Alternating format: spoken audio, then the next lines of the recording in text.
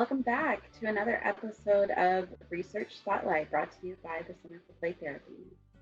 My name is Dr. Kim Walker, and I'm coming today to talk a little bit about my research.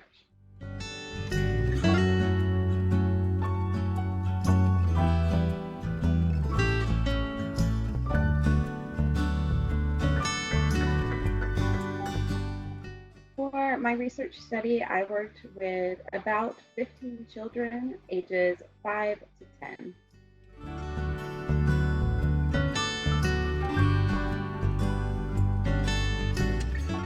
So for my study, I actually did child-centered play therapy in a hybrid outdoor space. My study took place during COVID when a lot of schools were still virtual, a lot of our clinics were still closed. So I was really interested in how can we integrate nature into the existing CCPT framework. So for my intervention, I met with children twice a week for about 8 weeks. And during that time, we met in an outdoor playroom. A part of it was covered with a tent area that had some of our traditional CCPT toys. And then there was also an area to the side that was more open and nature focused. So think of things like bamboo along one of the borders, some trees, access to birds, things like that.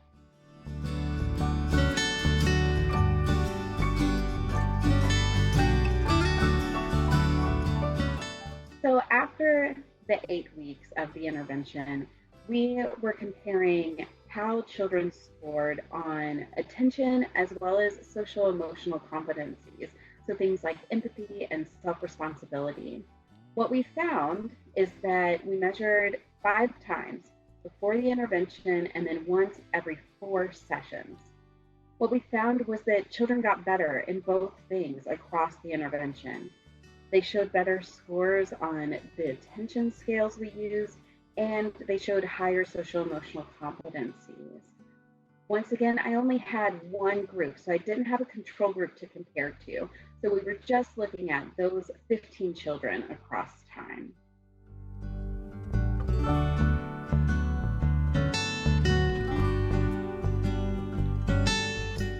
Some really fun things came out of my study. So the first one, I guess, is more research oriented in that a lot of our previous CCPT research shows that change happens for children somewhere around session 12. In my study, we were showing statistically significant change in both attention and social emotional competencies after session 8. And so there's this big question that comes out of my study of what was going on? Was it that they were in nature? Was it nature's inclusion in the therapy for why change was happening earlier? Was it just because it was COVID times and so the relationship with the therapist helped them improve faster? Was it just something about this group of children? We don't know because we didn't have a control group, but it's a fascinating question. And then another fun thing that came out of my study that's more on the clinical side was that the inclusion of nature brought in this whole other element as a clinician. So during play therapy sessions, as a play therapist, I was juggling both the relationship between myself and my client, but also the client's relationship with the natural world. So, for instance, in one session, we always had these birds come and sit in the trees in our last session of the day because it was evening. And they would be so loud.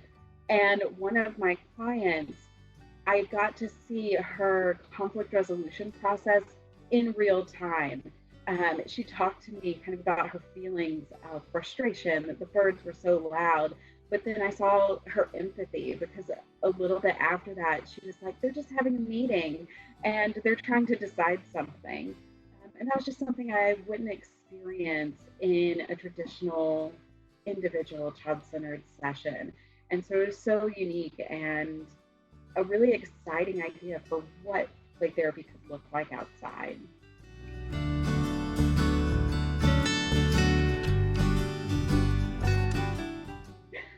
You can learn more about my study on CPT's website, and thanks for watching.